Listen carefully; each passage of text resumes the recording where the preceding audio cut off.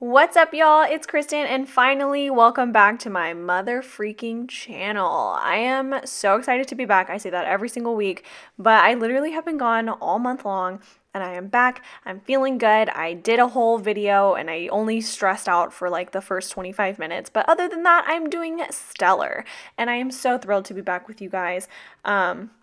Yeah, I'm using this elf kit from Scribble Co. I believe it was released last year. I don't know. I picked it up in the BST and I almost sold it, but I didn't.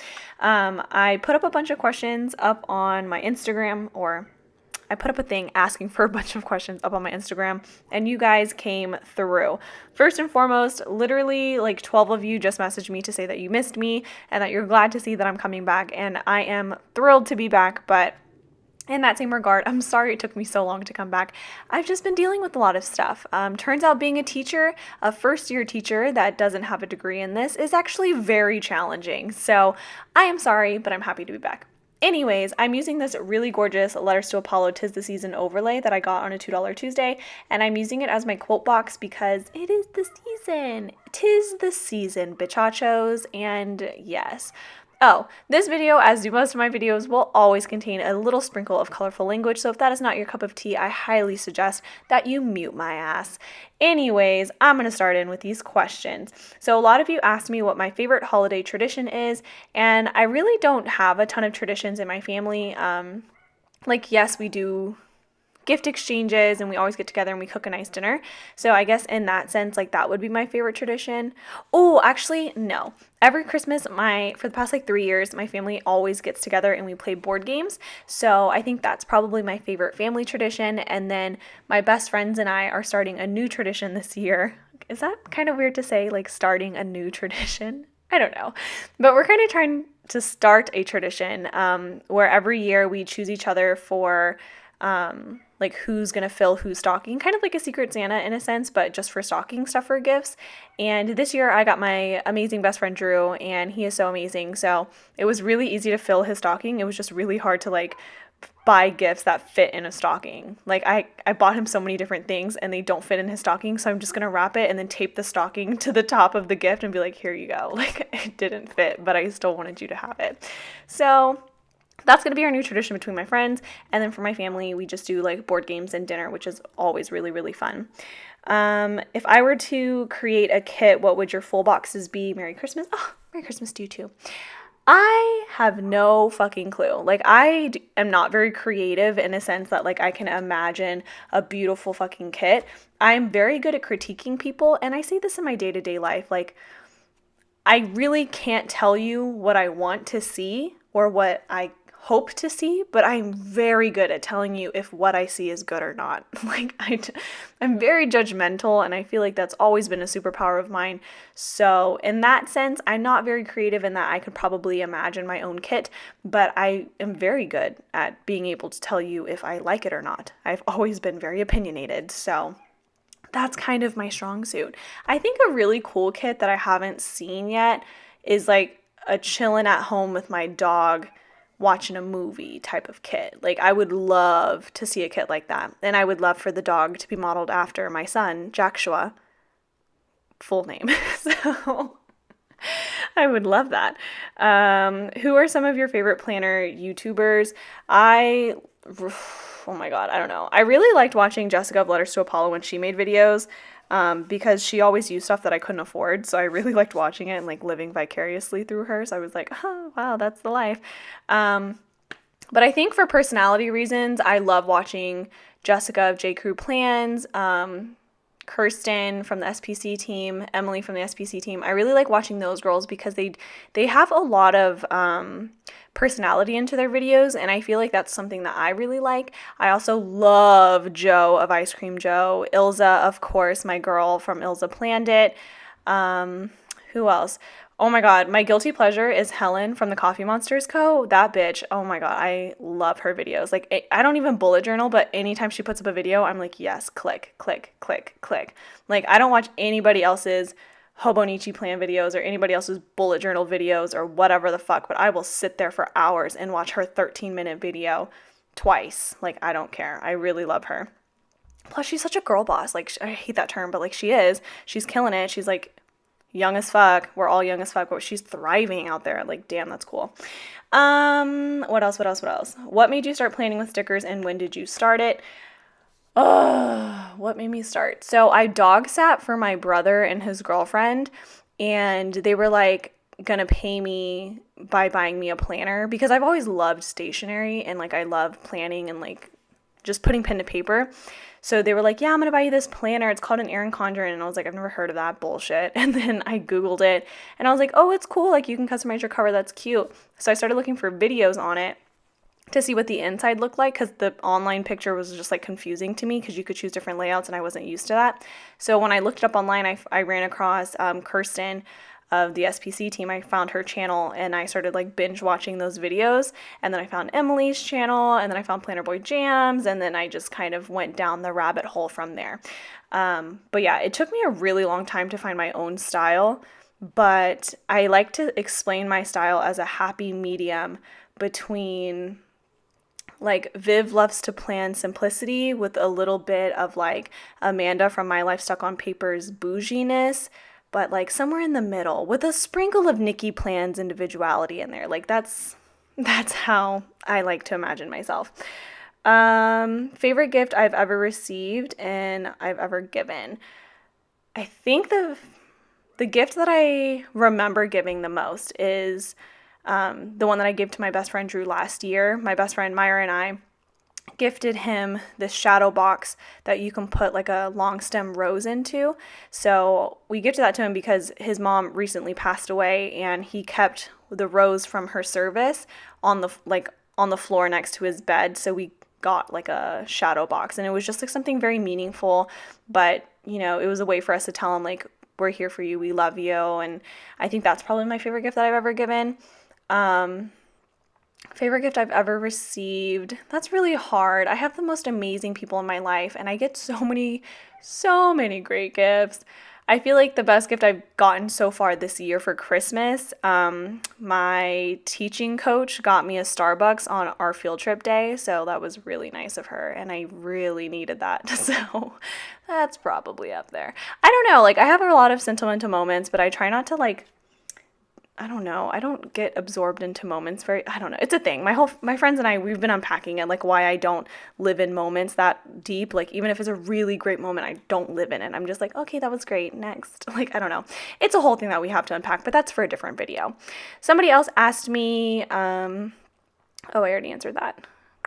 What other videos do you watch on YouTube that are not planner related? Oof, I don't. I watch anything that Shane Dawson puts out. If he puts it out there, I'm going to watch it, just because I feel like what he does on YouTube is really cool. Like docu-series, very cool.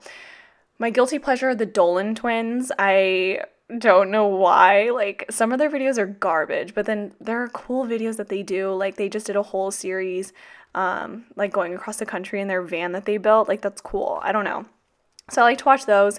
And then I'm also very into competitive cheerleading videos. I've never been a cheerleader in my life. I'm not athletic at all, but I am a huge competitive cheerleading junkie. Like I just love to watch those videos of like their competition routines.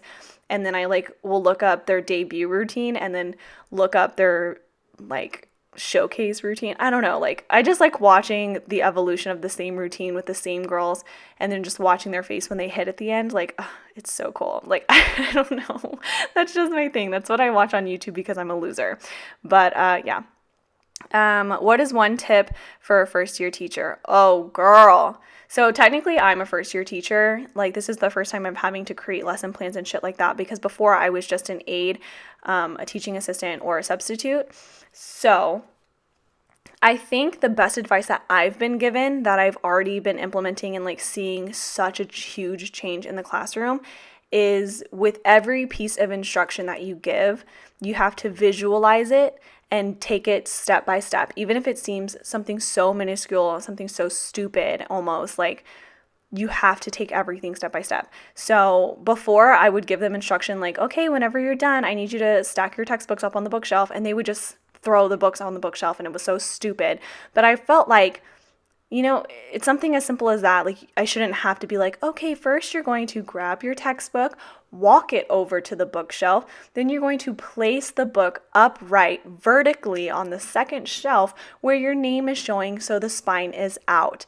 Then you are going to walk back to your desk. Like, literally, it is so silly, and it sounds so demeaning if you don't work in education and you're listening to me talk right now. I know that sounds demeaning, but 110% it works. Like, yes, I teach sixth graders and they have the capacity to understand directions as they're being given orally, but for some reason, they choose to skip the small steps. Like, they're aware that that shelf looks like ass, but they choose to skip the small steps. So ever since I started breaking everything down step by step, visually explaining it, and then like actually doing it with them, it completely changed the game. Completely. Like, I save so much class time now, and there's not a lot of confusion. I don't get as frustrated. Like, all I do is just show them one time, and I'm like, this is the expectation. Now whenever I ask the class to do this, this is what I expect from here on out. And it's just like boom, boom, boom, boom, boom. It's so good. So good. Okay, I'm going to pause the questions, get a little caught up on the video here, and then we'll kind of meet you halfway. At the top, I put a half box in to mark some bullshit. I don't even remember. Let me open up my planner. That could help me, right? That would be useful. Wow, some of these spreads in here are gorgeous. I'm like, what am I doing? Okay. Yes, so I marked in lesson planning, and then I used a laptop icon from Saucy Sticker Co. That is on my freebie when you use my code KALO20 for 20% off, plug. And then I marked in that I had to send out some emails later that day. And then I also marked in that field trip forms were due, and then I graded papers and filled up my gas tank. Going into Tuesday, I used the little bow clip icon that came with the kit to mark in that I had classroom observations this day. Classroom observations are so intense. Like, my principal and my coach both come in. My coach is my instructional coach. Like, she gives me advice on how to be a better educator in the classroom and how to like save time and just be more efficient. Like, overall, she's awesome. And I'm very open to criticism. So like, I've never had issues with coaches or anything like that. But yes, they're just so intense because I'm in there and I'm teaching my lesson and I'm acting like they're not there. But in the back of my head, there's a voice that's like, bitch, do that better, be crazier, do something, like put that paper down properly. Like, I don't know, like, it was just weird.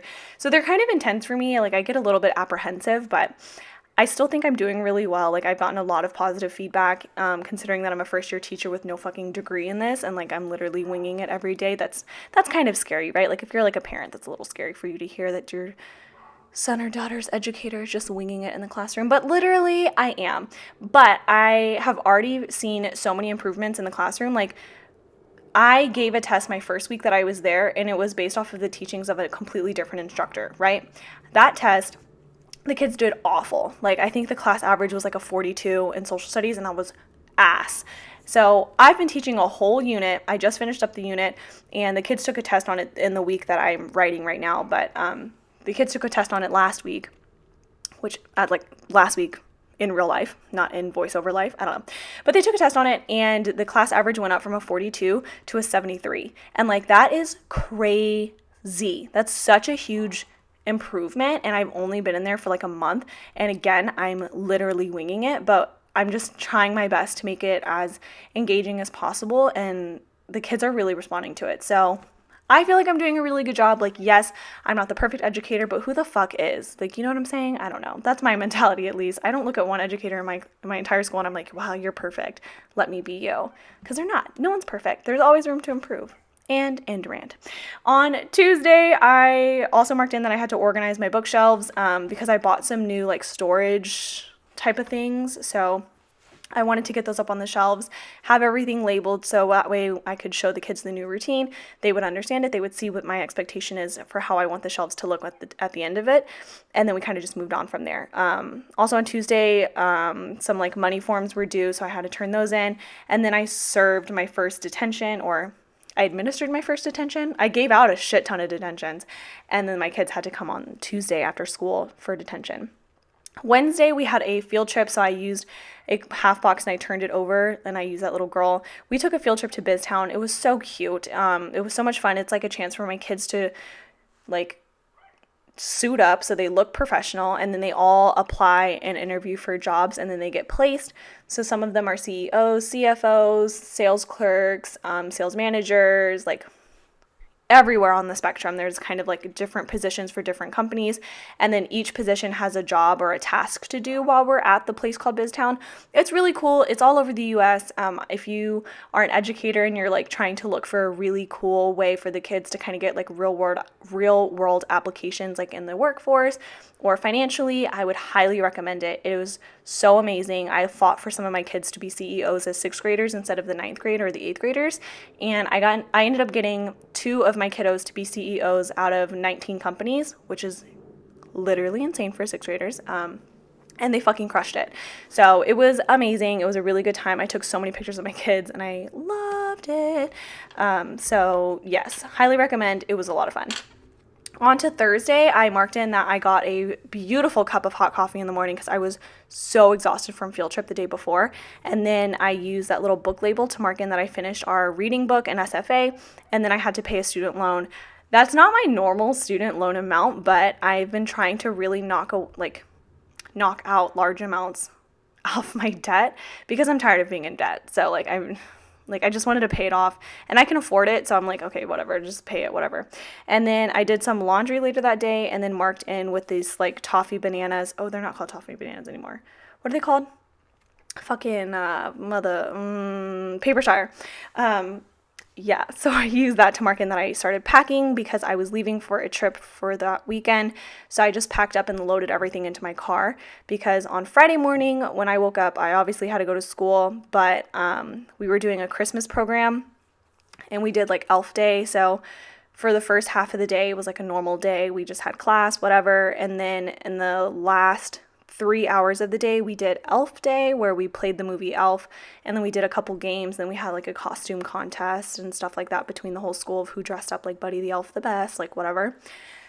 And it was a lot of fun, but it was just really tiring. Like, honestly, I didn't even watch the movie. I just sat on my computer and I was putting grades in and like putting lesson plans in. Like, that's all I ever do now is just lesson plan, grade, and update grades and respond to emails and set up meetings and blah, blah, blah, blah, blah, blah, blah, blah, blah. That's my life. Strapped to a computer or strapped to a journal for lesson planning or strapped to a red pen.